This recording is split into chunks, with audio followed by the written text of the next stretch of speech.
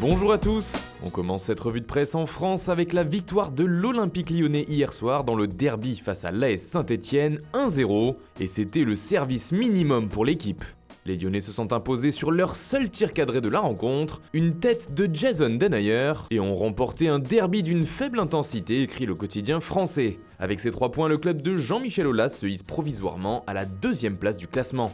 Mais la grosse information de cette revue de presse, c'est le dernier scandale révélé par les Football Leaks. Il concerne Sergio Ramos, le capitaine du Real Madrid. Selon Mediapart, le défenseur central aurait été contrôlé positif juste après la finale de la Ligue des Champions en 2017. Mais l'UEFA aurait alors décidé de blanchir Ramos. Le contrôle qu'il a subi s'est révélé positif à la dexaméthasone, une substance interdite par l'Agence mondiale antidopage. Dans un second temps, le joueur a avoué avoir reçu un traitement contre la douleur, mais c'est la prise du médicament qui n'aurait pas été faite dans les règles d'après Mediapart.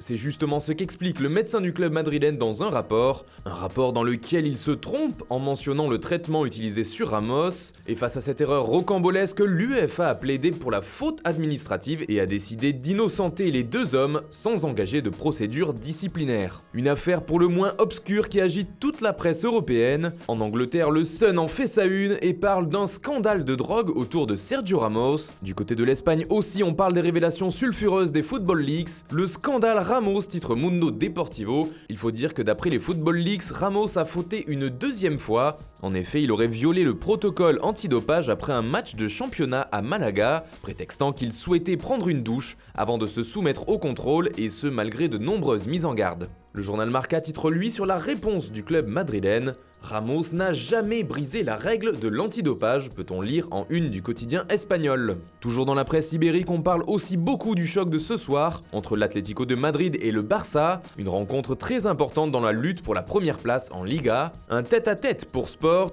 Les Blaugrana veulent creuser un écart face à leur adversaire du soir, écrit le quotidien catalan, qui précise que Ousmane Dembélé sera de retour dans la liste des joueurs du Barça. Et pour le journal AS, c'est la place du leader qui se jouera au Wanda. Enfin, on termine ce tour de la presse par les nouvelles déclarations fracassantes de José Mourinho.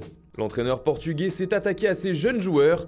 Il manque de maturité, a-t-il affirmé. Ce sont des enfants gâtés maintenant. L'entourage des joueurs leur donne trop d'affection et leur cherche trop d'excuses.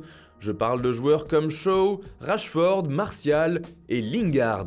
Des mots durs qui font les gros titres outre-Manche. Sont-ils des gagnants, se demande le Daily Express. Voilà, c'est tout pour ce matin. Bonne journée à tous, on se retrouve très vite pour une nouvelle vidéo sur Foot Mercato.